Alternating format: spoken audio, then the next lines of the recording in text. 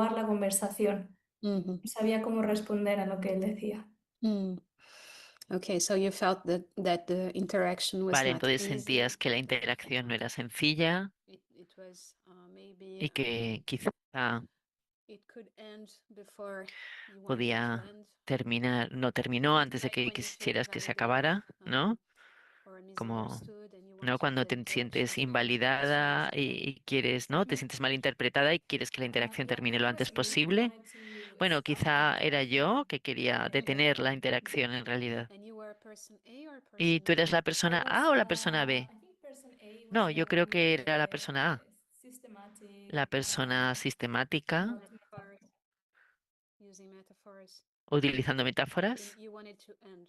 y You querías wanted the metaphor terminar. person. No, Eres la he was the persona. metaphor No, no, person. él era la Okay. persona que You usaba were las the person metáforas. A and you Vale, tú eres wanted la to end persona A as soon y as you querías could. que acabara lo Okay. antes posible la conversación. Did Vale, sí. anybody else also ¿Alguien have the más same experience as tuvo la misma Juliana? experiencia Yo he tenido la que ha compartido experiencia de Juliana? querer que la conversación acabara, de no sentirme escuchado, y Ye- yo era el Yes. metafórico, yo era la persona B. Y sentía que lo que yo aportaba o que la respuesta de la persona A no le importaba. Así que yo sentía esas ganas de dejar de hablar con Mm. persona A. Mm. So you felt that Vale, what entonces you were tenías la saying, what the sensación other de que lo que person was estabas saying didn't diciendo matter to y you, lo que, that you were ¿no? communicating, but Que no not estabais at the same comunicando, pero topic, or no estabais en el there mismo was no tema, communication que no possible. había una comunicación posible, ¿verdad? Okay. And how did you Vale. feel ¿Y about cómo te that sentiste when al you were respecto interacting?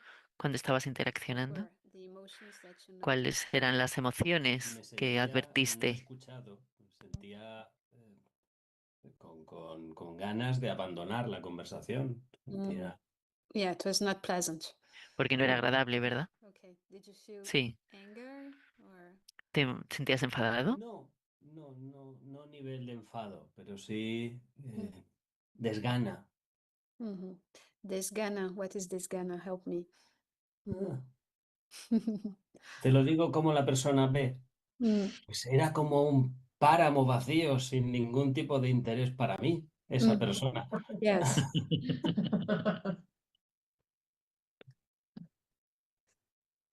So desgana, what is the Vale, entonces, ¿cuál es translation el in English? significado exacto? ¿Cuál sería Poco la interés. traducción? Okay. Yeah, I see. Vale, falta And de interés. what did Sí, vale, ahora what did lo other veo. people notice in terms of Otras emotions? You were personas, ¿qué es lo person que A or notaron desde person el B? punto de vista de las emociones, ya fueran persona A o como persona B? Yes, Carla? As person B, Sí, I Carla. was I really I Para felt mí like I had no like powerless because I sentía, was just me telling sentía like my mind impotente is flowing porque, and ¿no? this is not He what estaba you diciendo que mi do and mente the mind is fluía y me decía, going ¿pero qué like and significa que la mente I didn't have fluya?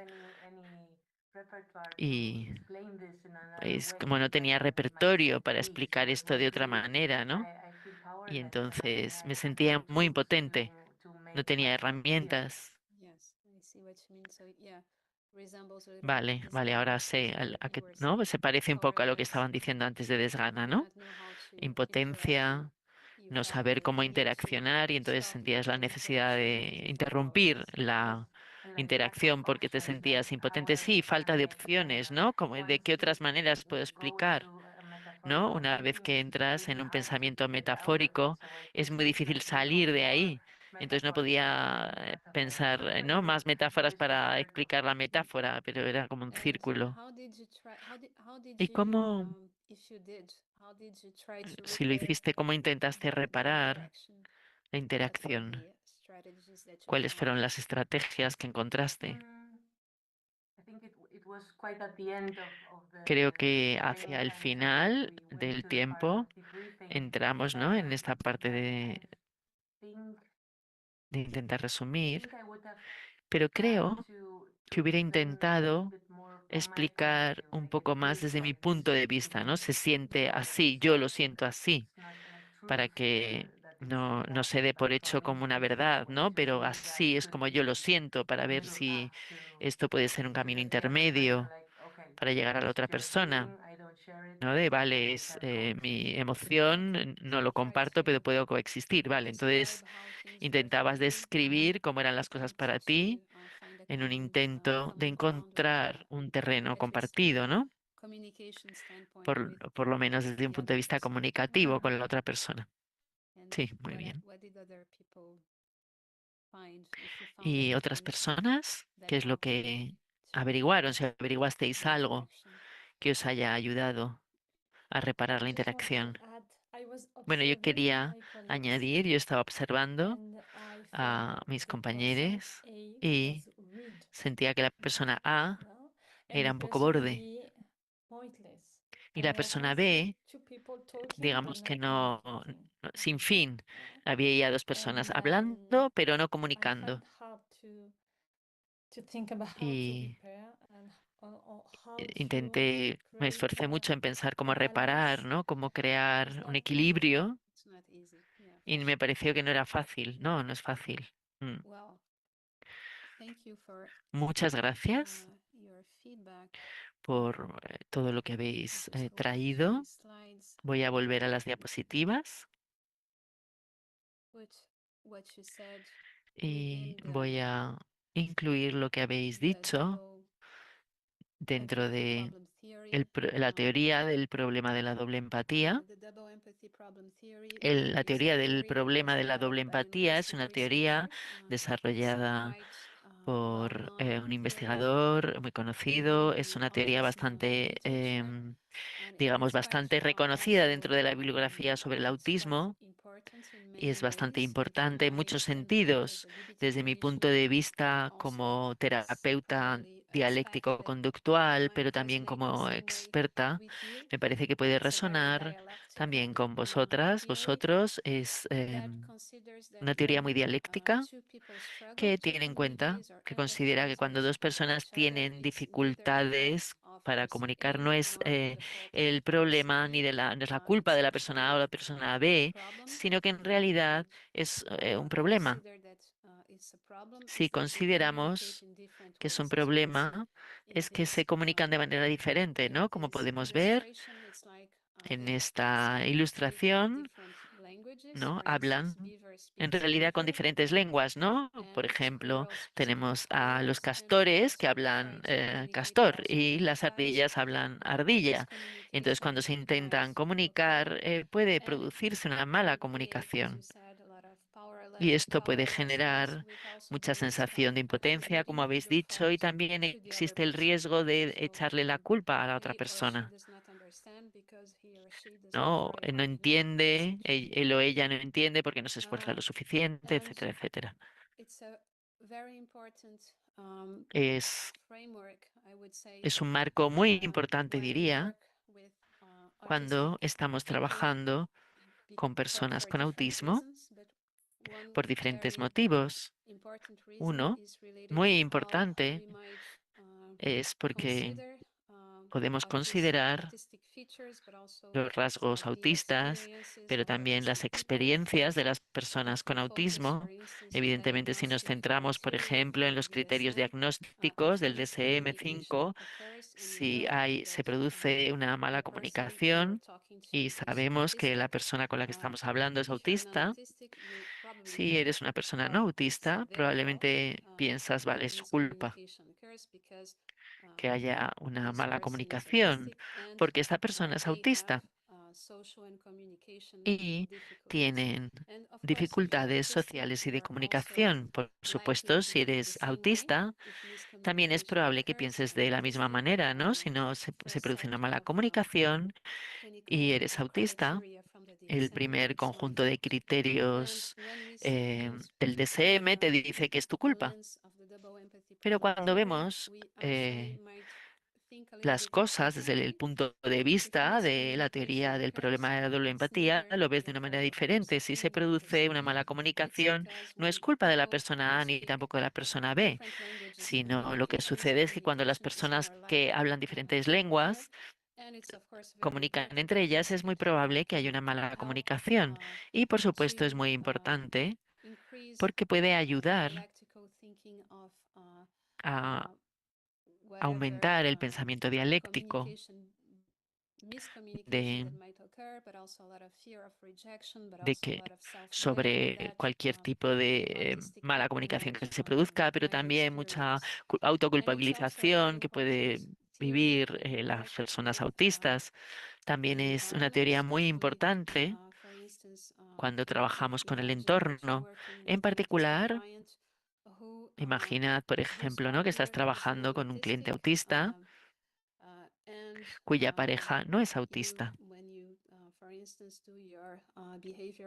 Y, por ejemplo, ¿no?, cuando haces el análisis conductual, ves que en diferentes situaciones hay un patrón, por ejemplo, que, ¿no?, con frecuencia la validación de la pareja considera si no se produce un problema es porque su pareja tiene autismo. Entonces, ofrecer psicoeducación tanto al cliente autista como al entorno no autista a través de esta teoría del problema de la doble empatía es muy poderoso y subraya justamente esto. No es la culpa de la pareja no autista, ni tampoco la culpa del cliente o la cliente autista, sino que es una manera de comunicar que es diferente, sencillamente. ¿Tiene esto sentido para vosotros, vosotras? ¿Tenéis alguna pregunta al respecto? Vale, muy bien. Creo que, bueno, como he dicho, la teoría del problema de la doble empatía es útil, es un marco útil para hacer psicoeducación, como he dicho, con el cliente, la cliente. Puede tener muchos efectos beneficiosos, como he dicho, reduce el autodesprecio, aumenta la autovalidación, pero también es una herramienta muy útil para nosotros, nosotras como terapeutas, porque no podéis vivir, ¿no?, lo que puede suceder cuando nos comunicamos de manera diferente. Y si nos recordamos a nosotros mismos, ¿no?, que esto puede suceder, esto nos impulsa a encarnar, diría, un- una actitud más curiosa, no enjuiciadora, o una humildad, un marco de humildad neurológica, ¿no? Cuando eres una persona no autista e interaccionamos con una persona autista, mayor humildad en la relación. Y por esto, cuando trabajamos en el programa, cuando trabajamos con personas autistas, descubrimos que era útil tener, digamos, una introducción, un manual básico que pudiéramos utilizar con el entorno, con integrantes de la familia, por ejemplo, pero también con personas autistas. Así que este es el manual que creamos. También debería decir, bueno, lo voy a retomar más adelante, pero está este libro, ¿no?, que es un manual amigable con las neurodivergencias de habilidades en terapia dialéctico-conductual. Apoya, digamos, habilidades específicas que se adecuan a las necesidades de personas neurodivergentes que pueden tener diferentes tipos de condiciones. Por ejemplo, una parte, hay parte específica para distintas condiciones que pueden ser útiles en distintos aspectos con clientes que os podéis encontrar. Y a continuación me gustaría subrayar una barrera estructural adicional que nos puede afectar como terapeutas y que me han parecido que ilustra bastante bien el problema de la doble empatía. Me voy a centrar un poquito más en esto en un minuto.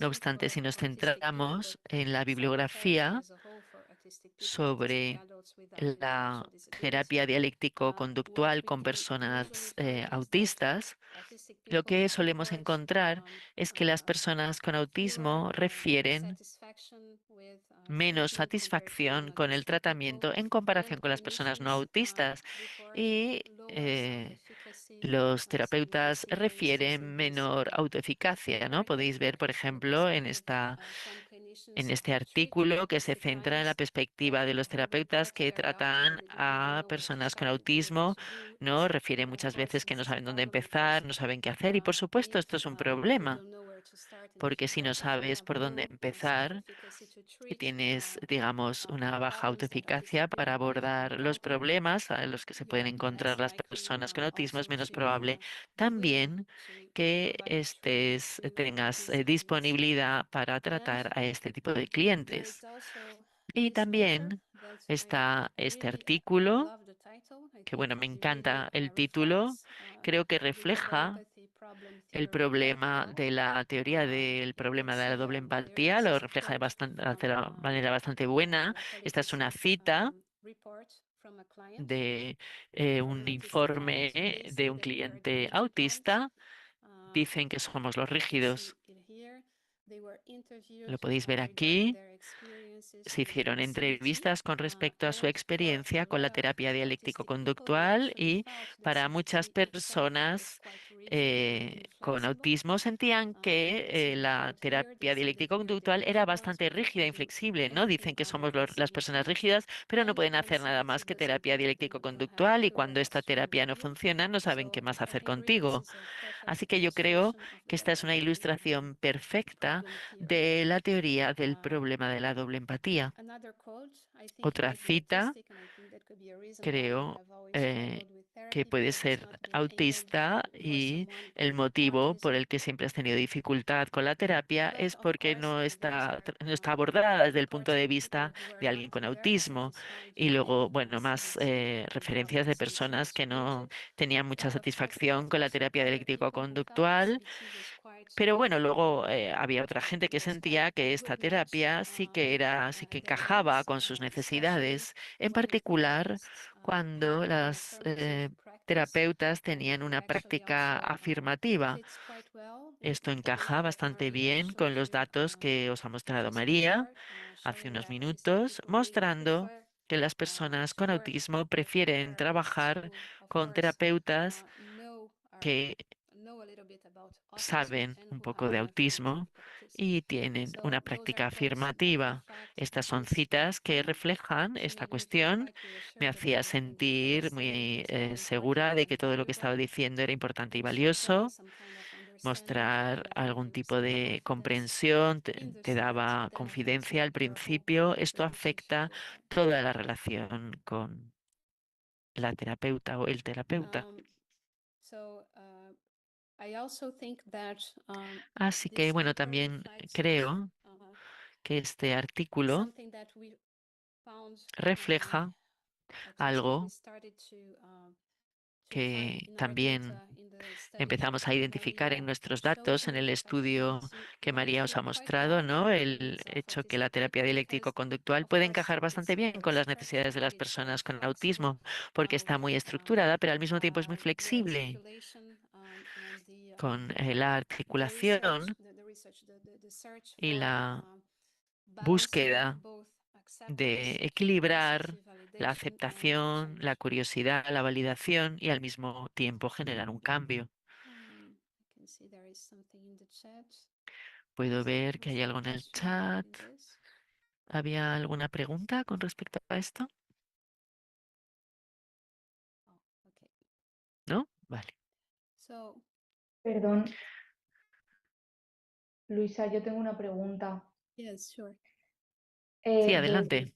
Del manual que nos has enseñado de neurodivergencias, ¿no? Adaptadas a las habilidades de DBT adaptadas, ¿se puede utilizar para otros tipos de neurodivergencias, como por ejemplo las altas capacidades, o esto se ha utilizado únicamente en autismo? Sí. ¿Te refieres a este? Ujú. Bueno, no creo que las altas capacidades esté incluido en este libro, por lo menos por lo que recuerdo. Se centra principalmente en dispraxia, autismo y de lo que recuerdo, y el TDAH, pero fundamentalmente autismo y TDAH. Vale. Pero creo que puedes encontrar algunas líneas interesantes también para clientes que tienen otro tipo de condiciones neurodivergentes. Muchas gracias. As a manual in Un Spanish. manual en español no, pero no conozco. Pero bueno, mencionaré en en unas diapositivas a Mara Brook, que está trabajando en un manual. Bueno, no sé exactamente si es un manual, pero está trabajando en un libro sobre terapia dialéctico-conductual para personas con autismo. Si os interesa, puedo mostrar, bueno, algunos elementos que algunos tarjetas y materiales que hemos adaptado para personas con autismo y bueno, como le digo a todo el mundo, no tiene copyright porque son materiales construidos a partir de lo que ha creado Marcha, entonces están a disposición si queréis utilizarlos y traducirlos también al castellano, pues no tienen ningún tipo de copyright. Muy bien. Así que, bueno, vamos a volver a las diapositivas, pero bueno, sentíos libres de interrumpirme y plantear preguntas en castellano, portugués, inglés, lo que queráis. O francés también, por supuesto.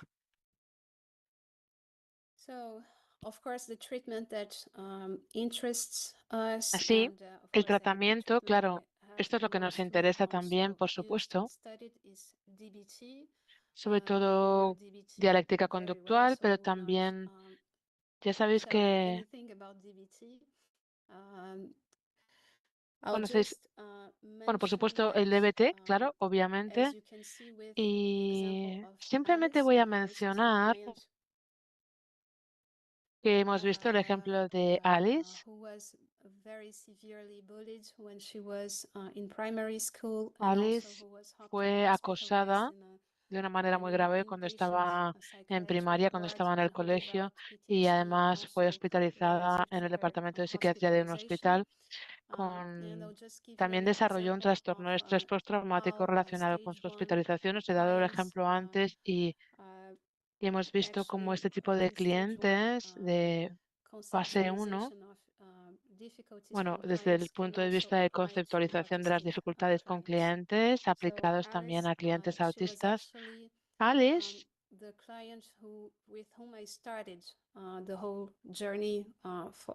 Alice es la clienta con la que yo comencé todo este viaje del DBT para personas autistas. La conocí cuando estaba trabajando en una clínica. Ella tenía hipersomnia, tenía epilepsia también y no había recibido ningún diagnóstico de autismo. Tenía 23 años cuando la conocí y hablaba de que tenía 3 hermanos o hermanas, un hermano mayor que se suicidó y murió.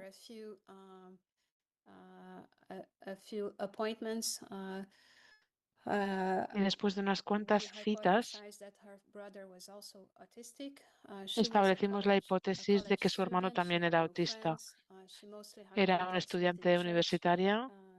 Ella era una estudiante universitaria, no tenía amigos, algún contacto social con la iglesia y con padres muy implicados en la iglesia local y le gustaba mucho los insectos, coleccionar insectos y también la neurociencia. Por lo tanto, cuando la conocí, cuando nos encontramos por primera vez, yo tenía muy claro, porque fue muy visible, que Alice probablemente era autista. Por supuesto, este no era el problema por el que ella venía a consulta. Ella tenía trastornos del sueño, pero para mí fue muy claro que era autista. Y sabemos que las personas autistas tienen más tendencia también, son más propensos a tener problemas de sueño, a Así que esta era una razón también para ella para hacer la evaluación que era necesaria para poder saber, para poder conocer si era autista.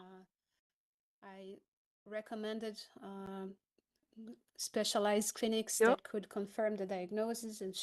recomendé una clínica especializada que podía confirmar el diagnóstico, porque unos meses después de nuestra primera cita fue cuando se le diagnosticó el autismo. Así que hicimos un tratamiento también, hicimos DBT para estos trastornos del sueño, le fue muy bien. Y luego, a los años siguientes, recibí un email de su madre,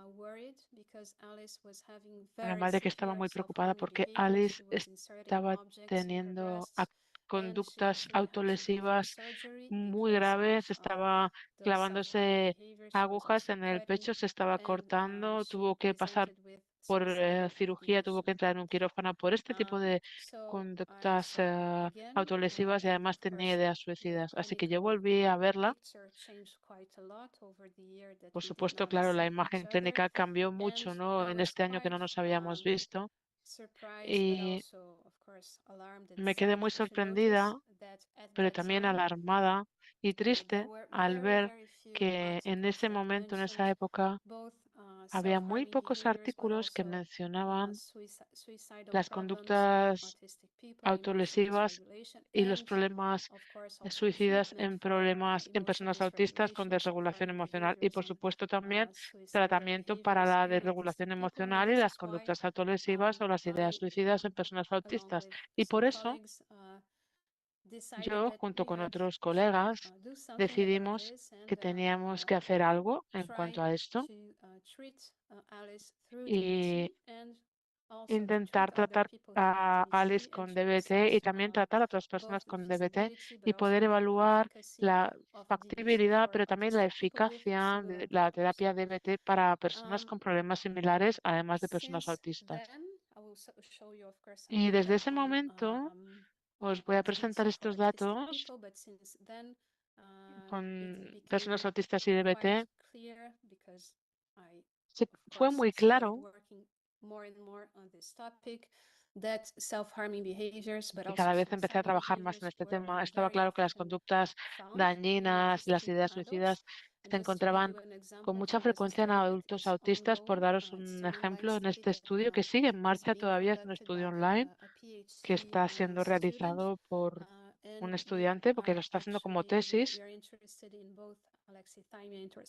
Y estábamos interesados también en la alexitimia, la depresión, las conductas autolesivas con personas autistas y con personas con trastorno de personalidad borderline. Y lo que es importante aquí es que vemos cómo las conductas autolesivas son muy presentes. Hablamos de un 80% de personas autistas que tienen este tipo de conductas donde se hacen daño a sí mismas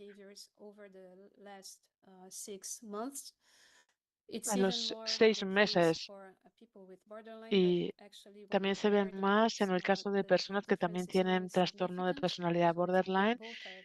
Hablamos de que cuando se juntan estos dos grupos, el ratio es muy elevado, pero los tipos de ideas suicidas parecen diferir. Las personas que tienen trastorno borderline tienen más tendencia a los cortes y a las quemaduras, y las personas autistas, aun siendo bastante alto en las personas autistas, las conductas son diferentes.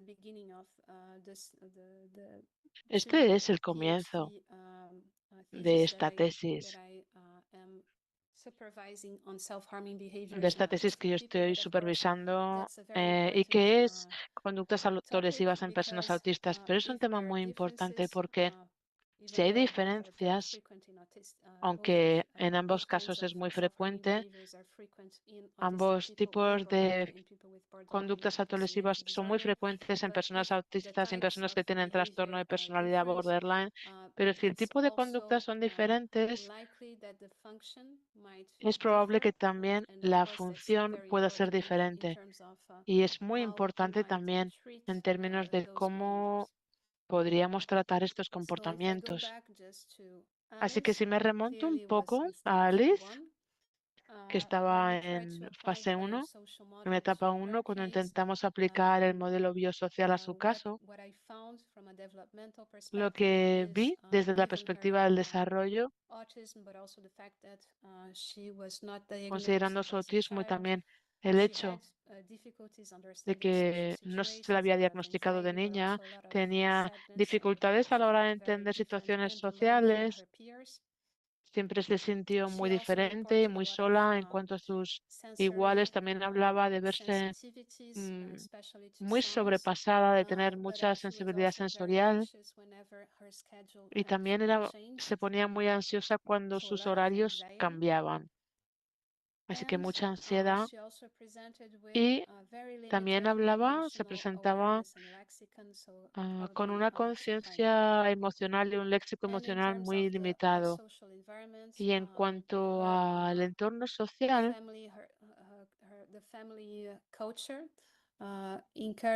la familia se encargaba de ella y animaba la supresión de la emoción, de la expresión emocional. Por ejemplo, cuando murió su hermano, que se suicidó, no lo hablaron, no lloraron, y a ella no se le permitió llorar y tenía esta creencia de que no podía expresar ningún tipo de tristeza, que tenía que estar contenta todo el tiempo. Y había bastantes conductas, bastantes comportamientos de los padres que podrían verse como punitivos en relación a sus conductas o sus necesidades autistas. Por ejemplo, sentía mucha ansiedad cuando tenía que conducir y sentía la necesidad de utilizar el GPS, aunque conociera muy bien la carretera.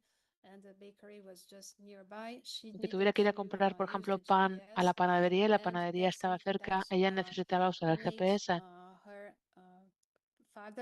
Y eso es algo que hacía que su padre la criticara mucho y le dijera cosas como que ella no necesitaba GPS, que era estúpida, etcétera. Considerando todo esto, se la diagnosticó muy tarde. Por supuesto, no tuvo acceso a ningún tipo de tratamiento psicológico. Y no, claro, no se tuvo en cuenta que era autista y sufrió el estigma y el bullying, el acoso desde niña.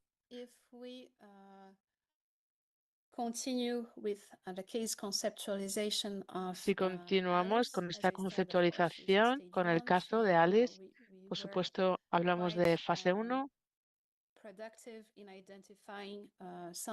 bastante, digamos, predictivo a la hora de identificar, y fue productivo también el identificar objetivos por los que vale la pena vivir.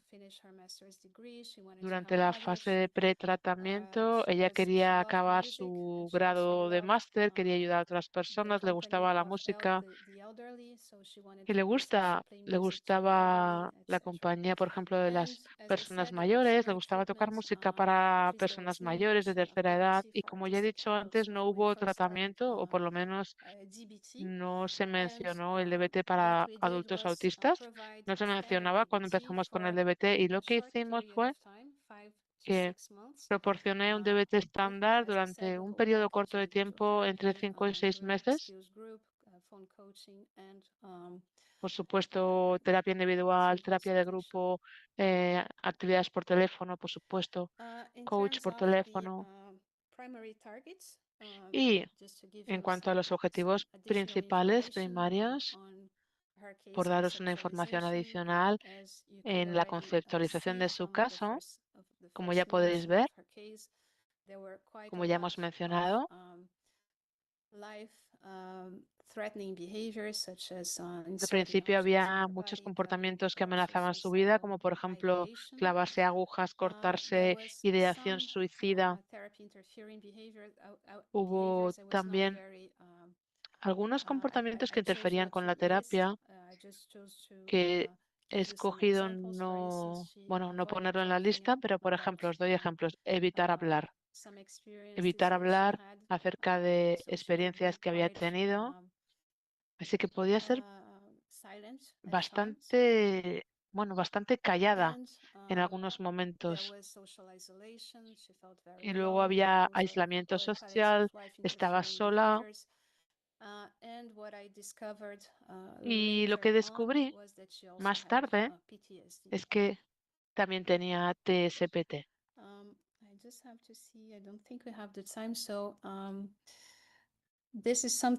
Creo que no tenemos tiempo. Y esto es para vosotros, si queréis volver un poco al caso, el caso de John, ya lo habéis visto un poco antes.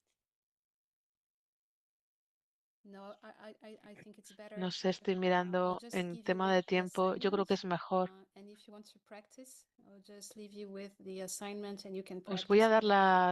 Os dejo con la tarea y si queréis practicarlo, podéis practicarlo más tarde.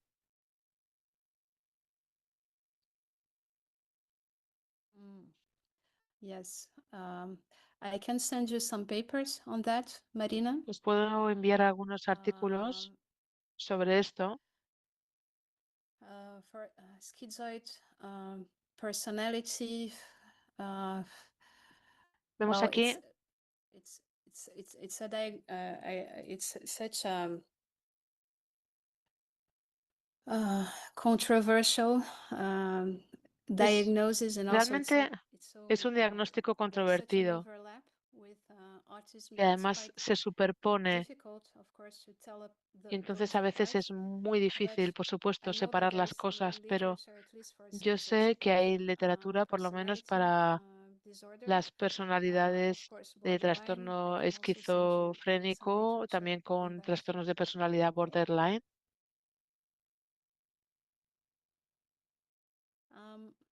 So I'll just give you some information on this journey that Os doy un poco de información sobre DBT este for viaje autistic que he ido people. siguiendo First para step trabajar was con to personas first autistas provide con DBT. therapy to Alice. Primero Alice was actually one of the clients hicimos was terapia included con in the Alice feasibility y trial Alice that fue we una published persona a que realmente few se years ago. incluyó en la parte And we found de que that fuera standard factible DBT, y 5 aceptable months, y was descubrimos feasible and que acceptable. estos There 5 was meses no de DBT dropouts. estándar era factible, era There were no aceptable, no dropouts, había so bajas, satisfaction was very high.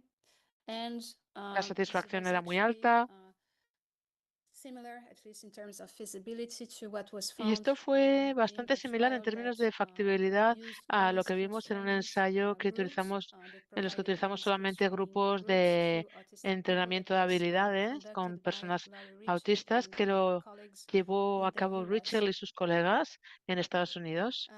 And in terms of Y clinical improvements, you can see the en red cuanto a la lines, mejora, are Alice's vemos la línea scores on roja, the DERS, Difficulties in Emotion Regulation Scale, and que you son can see la corte de that Alice, her self-reported emotion dysregulation decreased quite y vemos que significantly from que pre-therapy to realmente hay una post-therapy. disminución bastante And clara also, what's very antes important y is después de la that terapia, the una clinical disminución importante benefits de la in terms of desregulación emotion emocional y también los dysregulation beneficios clínicos remained en términos de at desregulación follow-up, emocional 6 months siguieron follow-up. y se hizo un follow-up durante los siguientes So this 6-7 was, of course, meses. very encouraging, and it led us Claro, to esto fue muy estimulante, continue the muy journey prometedor and para actually nosotros si queríamos continuar en provide este viaje.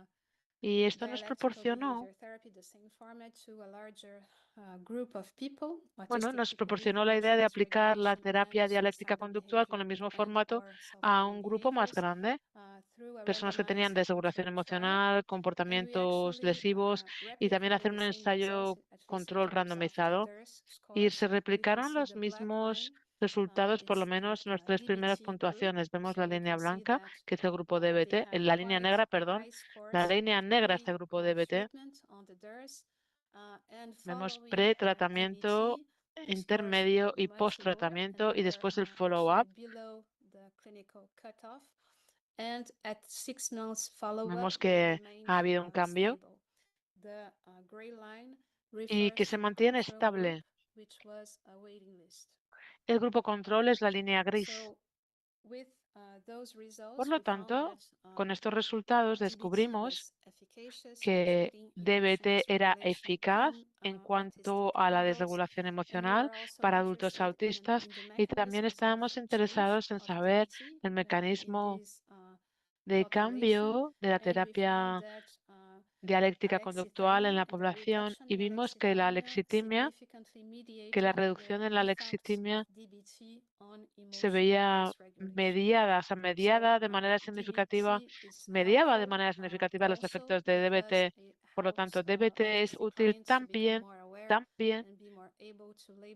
porque ayudamos a que los clientes autistas sean más conscientes, sean más capaces de etiquetar, de identificar, de poner palabras. Y también vimos que la desregulación emocional también mediaba los resultados de DBT en la depresión. La depresión, por supuesto, es una preocupación muy grave y es una preocupación grande en los adultos autistas.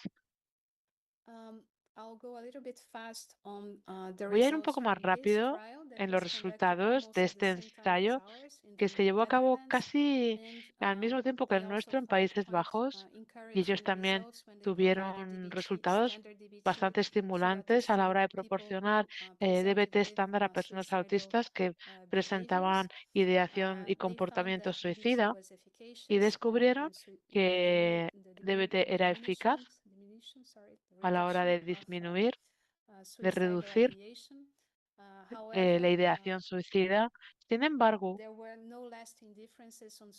no hubo diferencias permanentes en la ideación suicida en el follow-up. La única diferencia que sí que encontraron es en el segundo gráfico, que tiene que ver con los síntomas depresivos, donde hubo una reducción de los síntomas depresivos después de aplicar DBT. Y esta reducción siguió siendo significativa durante la etapa de seguimiento. Así que lo que podemos concluir de estos ensayos es que un DBT estándar, si nos enfocamos, por ejemplo, en nuestros resultados,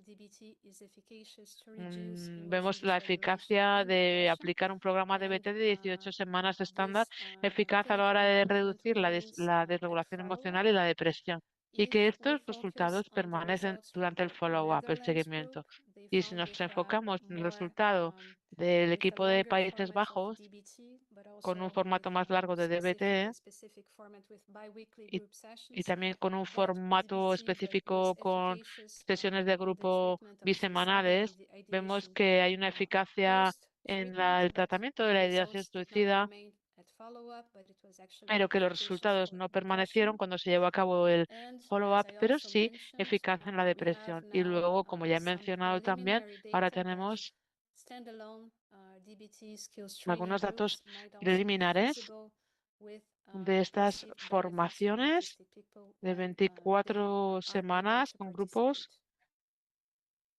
y vemos que realmente es factible y que se ven los resultados cuando vemos este tipo de estudios independientes. Entonces, ¿se necesitan las adaptaciones? Quizá el DBT estándar puede ser algo pertinente a la hora de aplicar a este tipo de comportamientos en adultos autistas. De todas formas, y esta es la pregunta que sigue abierta, no sabemos si las adaptaciones se necesitan. No lo sabemos.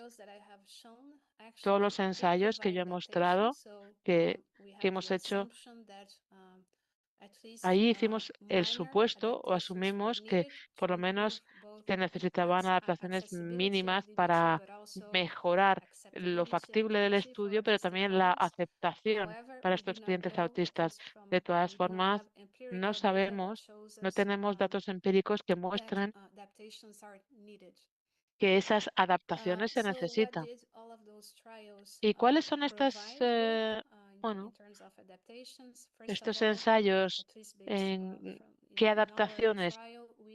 Pues por lo menos en nuestro ensayo hicimos mucho trabajo para reducir los textos de lo que se enviaba de los manuales.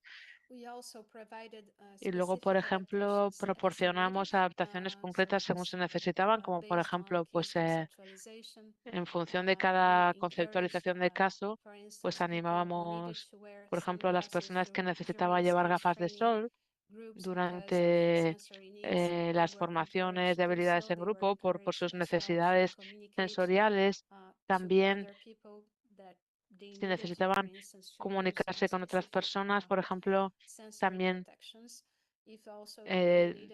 que utilizaran, por ejemplo, protecciones sensoriales o acceso a lo mejor a objetos específicos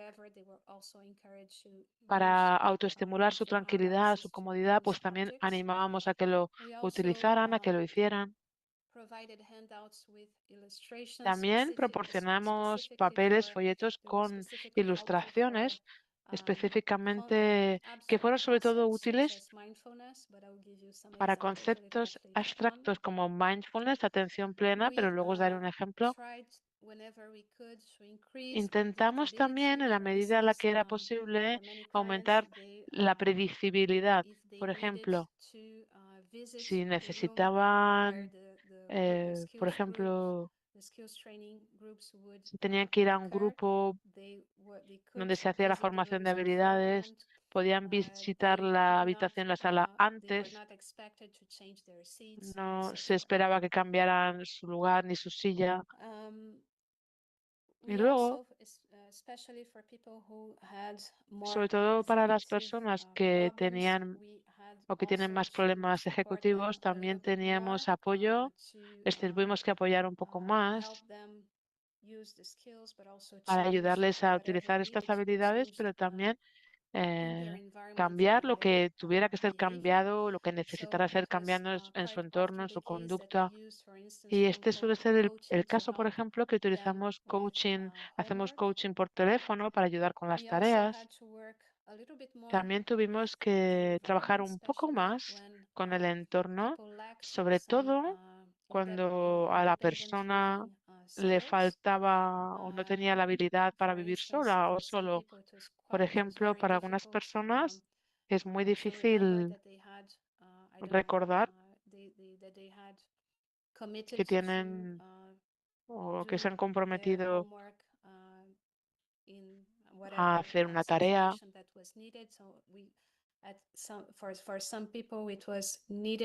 O para algunas personas, bueno, hizo falta que trabajáramos con el entorno para ayudarles a hacer, para que les ayudaran a hacer la tarea que querían hacer. En los folletos que se les entregaba, en los manuales, siempre les proporcionábamos ejemplos. Tenían hojas vacías en blanco que tenían que rellenar con su tarea, claro, pero también tenían un ejemplo para ayudarles a saber qué es lo que se esperaba del documento, de la página o del folleto y también de la habilidad. Entonces se pensó que esto podría ser una ayuda para aquellas personas que también tenían problemas ejecutivos o que necesitaban algo de apoyo para iniciar un comportamiento y para generalizar esa conducta. En muchos casos utilizamos también un tiempo extra para ver los problemas y por las mismas razones, porque teníamos que anticipar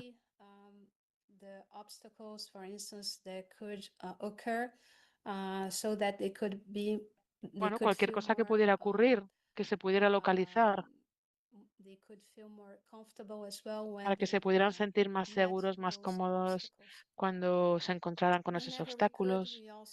Y cuando pudimos, en la medida de lo posible, siempre intentábamos estar en habitaciones más tranquilas con estimulaciones sensoriales mínimas. Es difícil porque trabajamos en hospitales, nuestros hospitales son ruidosos y esto fue un reto, pero cuando pudimos intentamos adaptar las habitaciones, las salas a las necesidades del grupo. Y utilizamos,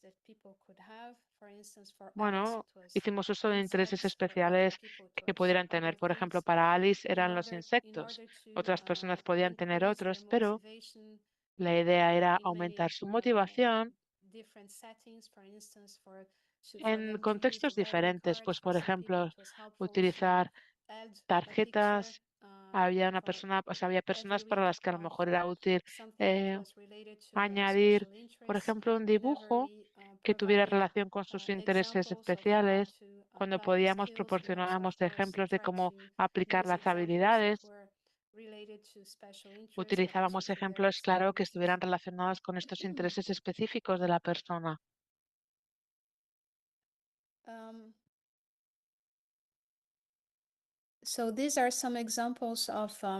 Estos son algunos ejemplos de los cambios que hicimos en los manuales. Esto está en francés, pero hicimos una reducción bastante grande de los textos que estaban presentes en los folletos habituales que utilizábamos del módulo de mindfulness. Entonces poníamos las habilidades, las competencias, añadimos, como podéis ver, imágenes, ilustraciones y sobre todo para que algunos conceptos que podían ser un poco abstractos a lo mejor para ellos se volvieran un poco más concretos, para que se pudiera ver esa imagen, para que fuera, si la persona estaba observando, por ejemplo, el pensamiento, ahí está observando el pensamiento de soy estúpido. Y otro ejemplo, simplemente para mostraros, el estar dispuestos. Es un concepto muy abstracto, ¿no? El concepto de estar dispuesto, ¿no? La disponibilidad, el sentir que sí. Entonces intentamos hacerlo lo más concreto posible. Aquí tenemos, por ejemplo, un ejemplo de una tarea para casa. La competencia stop, con un ejemplo. Siempre damos un ejemplo escrito para que la persona pueda también imaginarse de manera más fácil cómo puede aplicar esta competencia a su situación personal.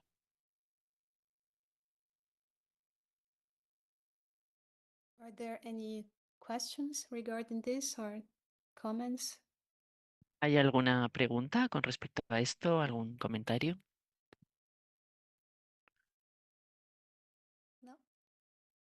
¿No? Vale, pues voy a continuar con las adaptaciones.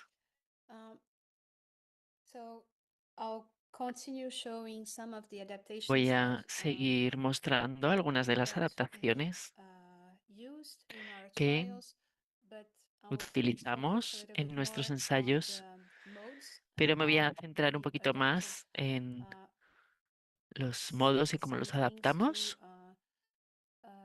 Algunos de los elementos a las necesidades y las maneras en las que funcionan algunas personas autistas. Así que, como he dicho, ¿no? Para los lugares de las reuniones de grupo, la gente que se sentía mucha ansiedad sobre la cuestión de la predictibilidad, no saber dónde se iban a desarrollar las cosas, les animábamos a visitar las salas antes de que se realizaran los grupos para reducir la ansiedad.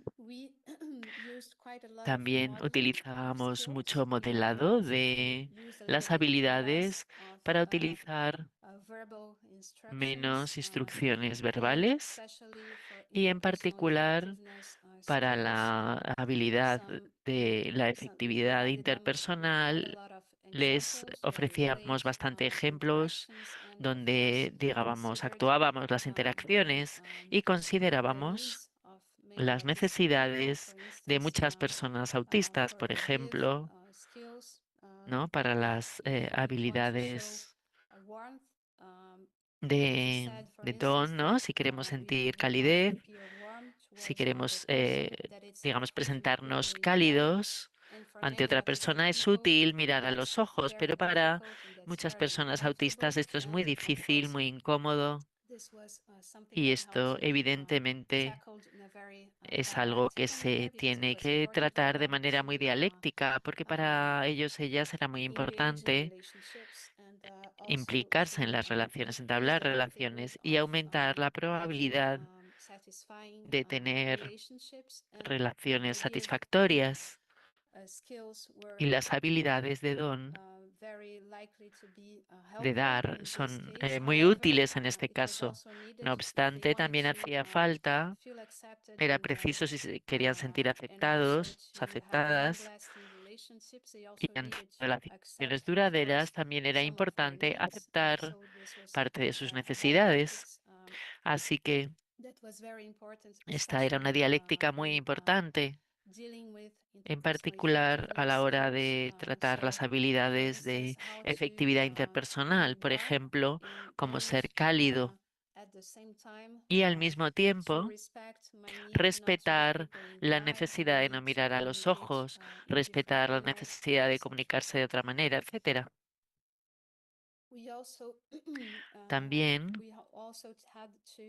tuvimos que considerar otras necesidades especiales.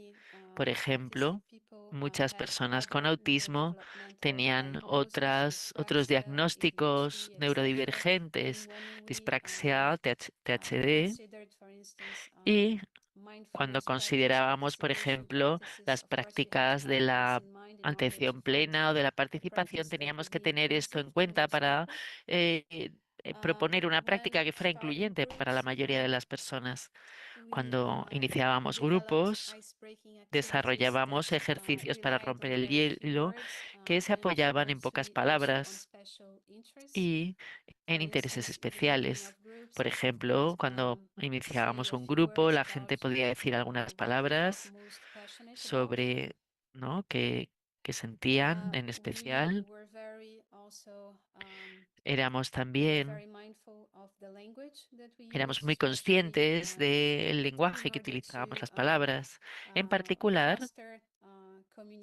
para fomentar la comunicación y al mismo tiempo ser respetuosos con la manera en la que la gente comunica mejor. Así que intentábamos utilizar un lenguaje muy preciso y si utilizábamos metáforas que fueran muy elegidas, en particular en entornos de grupo, porque mucha gente no se sentía muy cómoda con las metáforas, aunque otras personas se sentían muy cómodas. Pero, por supuesto, para ser inclusivas, teníamos que tener en cuenta que para muchas personas no era no era una manera muy fácil de comunicarse. Y desde el punto de vista de las prácticas de mindfulness, de atención plena, de nuevo, favorecíamos instrucciones muy concretas, con pocas metáforas. Por ejemplo, Alice no se siente muy cómoda con las metáforas. Así que en determinado momento, una terapeuta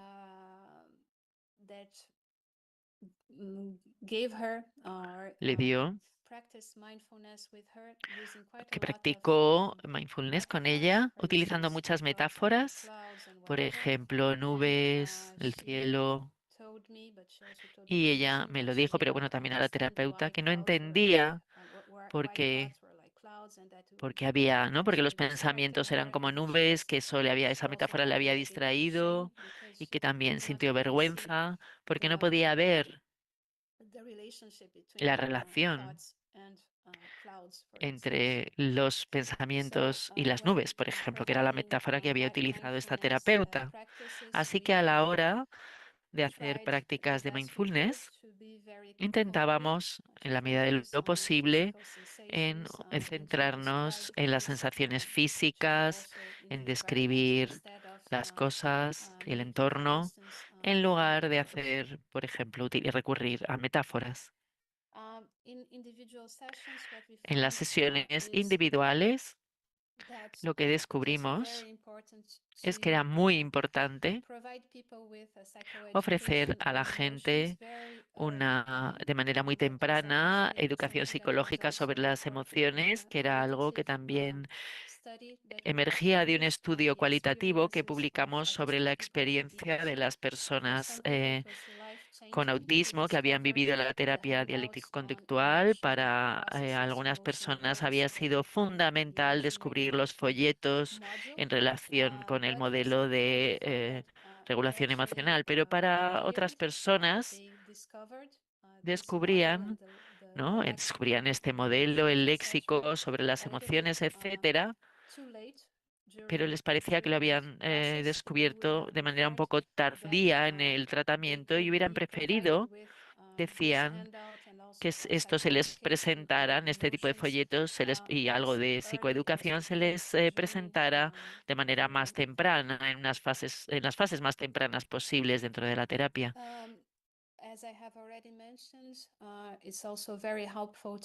Como ya he mencionado, también es muy útil